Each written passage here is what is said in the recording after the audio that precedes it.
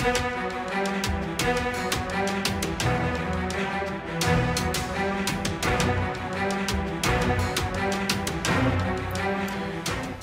शहरात नव्याने स्थापन झालेल्या महिला व बाल रुग्णालयात धक्कादायक घटना समोर आली आहे। प्रसूती झालेली हेमलता सोळंकी या महिलेला तात्काळात बाहेर बसवल्याचे व्हिडिओ सोशल मीडियावर व्हायरल झाले होते। संबंधित महिलेला वेदना होत होत्या, तरीही रुग्णालयातील कर्मचाऱ्यांनी केस पेपर काढून आणा, तरच तुमच्यावर पुढील उपचार केले जातील असे सांगितल्याचे संबंधित महिलेने एका व्हिडिओमध्ये ही माहिती दिली होती। सदर घटनेची अधिक माहिती घेतली असता महिला व बाल रुग्णालयाचे प्रमुख डॉक्टर जयश्री ढवळे यांनी हे सर्व आरोप फेटाळून लावले आहेत। संबंधित महिलेवर आम्ही उपचार केला असून तिला आता डिस्चार्ज दिला आहे असं त्यांनी सांगितलं। प्रसूती झालेली महिला वेदना सहन करत सोलापूर शहरातील महिला व बाल रुग्णालयाच्या आवारात बसलेला व्हिडिओ समोर आला होता। प्रसूती झालेली महिला व तिची आई माहिती देताना रुग्णालयातील कर्मचाऱ्यांवर गंभीर आरोप केले। उत्तर सोलापूर तालुक्यातील मार्डी येथील एका बाळंतीण झालेली महिला पुढील उपचारासाठी महिला व बाल रुग्णालयात दाखल झाली होती। 10 दिवसांपूर्वी महिलेची प्रसूती झाली होती। सिझेरियन झाल्याने महिलेच्या पोटाला टाके होते। टाके काढण्यासाठी आलेल्या महिलेला रांगेत उभे राहून केस पेपर काढण्याची सक्ती करण्यात आली, मात्र रुग्ण महिलेची बसण्याची देखील अवस्था नव्हती। महिला व बाल रुग्णालयातील महिला कर्मचाऱ्यांनी केस पेपरची सक्ती केली होती असा आरोप सोशल मीडियावर व्हायरल झालेल्या व्हिडिओमध्ये आहे। कुठलं गाव आहे? मारडी. मारडी. काय झालं तुझं? सिझर झालं. 10 दिवस झाले अजून टाका नाही काढलं. नाही काढलं. आता आलतो का?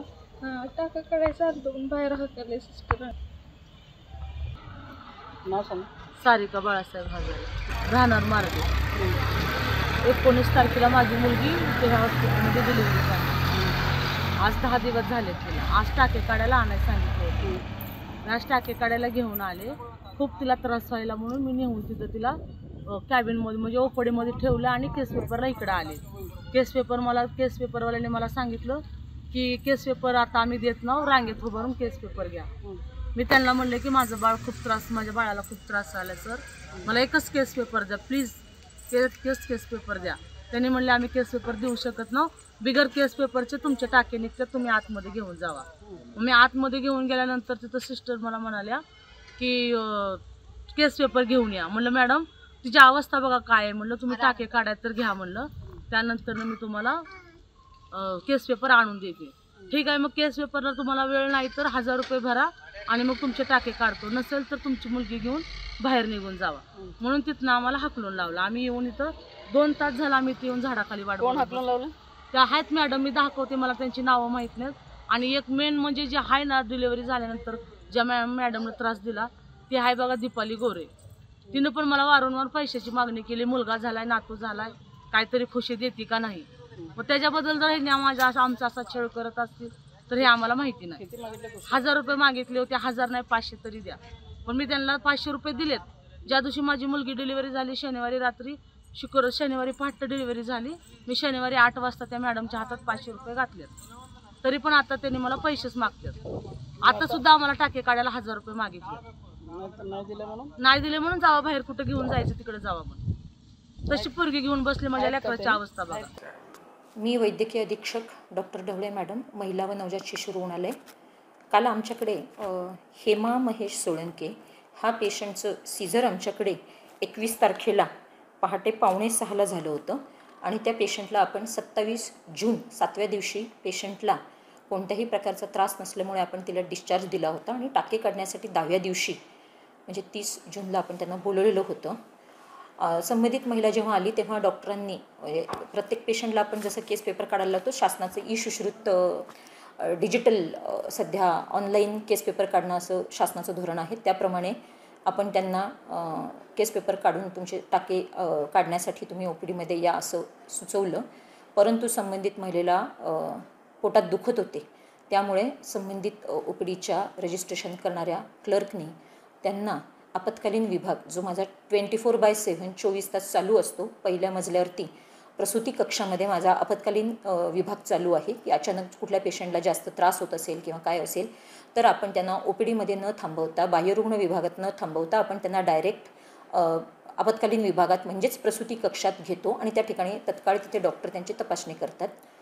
ह्या पेशंटचं आपण OPD केस पेपर नंतर स्वतः आमच्या सिस्टरनी आणि कर्मचाऱ्यांनी काढून घेऊन त्या पेशंटचे आपण बाह्यरुग्ण विभागामध्ये आपण टाके काढले. त्यांचे टाके चांगले निघाले, त्यांना कोणत्याही प्रकारचा त्रास नव्हता असे OPDच्या डॉक्टरनी सांगितल्यामुळे किंवा त्यांची तपासणी केल्यानंतर त्यांचे असे निदर्शनास आल्यामुळे त्यांना कोणत्याही प्रकारची आंतररुग्ण विभागात दाखल करण्याची आवश्यकता नसल्यामुळे त्यांना तत्काळ घरी पाठवले. त्याच्यामुळे त्यांना कोणत्याही प्रकारचा त्रास तपासणीमध्ये दिसून आला नाही. त्यांनी गंभीर एक आरोप केले तर साहेब मॅटरवर, त्याच्याबद्दल तुमचं काय मत आहे? त्या संबंधित पेशंटने आम्हाला 27/5ला जेव्हा पेशंट डिस्चार्ज झाला त्यावेळेला त्यांनी आम्ही प्रत्येक जेव्हा पेशंट आमचा डिस्चार्ज होतो तर त्यावेळेला आम्ही त्यांच्याकडून अभिप्राय लिहून घेतो की त्यांना आमच्या सेवांमध्ये काही सुधारणा करायची असतील तर त्या दोन्ही गोष्टीसाठी आम्ही पेशंटचा अभिप्राय लिहून घेतो. त्या अभिप्रायामध्ये त्यांनी स्वतः असे लिहून दिलेले आहे की हॉस्पिटलची सुविधा व स्वच्छता खूप छान आहे. येथे नर्स, स्वच्छता स्टाफ पेशंटची खूप काळजी घेतात, सगळ्यांशी आदराने आणि सन्मानाने वागतात. येथे डॉक्टर आणि सिस्टर यांचा व्यवहार आणि प्रतिसाद खूप समाधानकारक आहे. मला या हॉस्पिटलमध्ये सर्व सुविधांबाबत समाधान आहे आणि बेस्ट हॉस्पिटल, थँक्यू, अशा पद्धतीने त्यांनी त्यांचा वैयक्तिक रिमार्क्स लिहिलेला आहे. आणि अशा पद्धतीने कोणत्याही माझ्या कर्मचाऱ्यांनी ज्यांचं त्यांनी नाव घेतलेलं आहे त्या संबंधित कोणत्याही अधिकारी किंवा कर्मचारी यांनी त्यांच्याकडून कोणत्याही प्रकारची पैशाची मागणी केली असल्याची त्यांनी कोणत्याही प्रकारची लेखी तक्रार माझ्याकडे केलेली नव्हती. आणि अशा पद्धतीचे आमच्या इथे फीडबॅक रजिस्टरमध्ये पण त्यांनी जो लिहिलेला आहे तो पण रिमार्क्स चांगला होता. त्याच्यामुळे आमच्याकडून त्यांना चांगल्या आणि समाधानकारकच सेवा मिळालेल्या आहेत. त्यांनी पैसे घेतलेल्याचे जे आरोप केलेले आहेत हे या ठिकाणी मी अमान्य करते आणि हे चुकीचे आणि खोटे आरोप माझ्या कर्मचाऱ्यांवरती झालेले आहेत.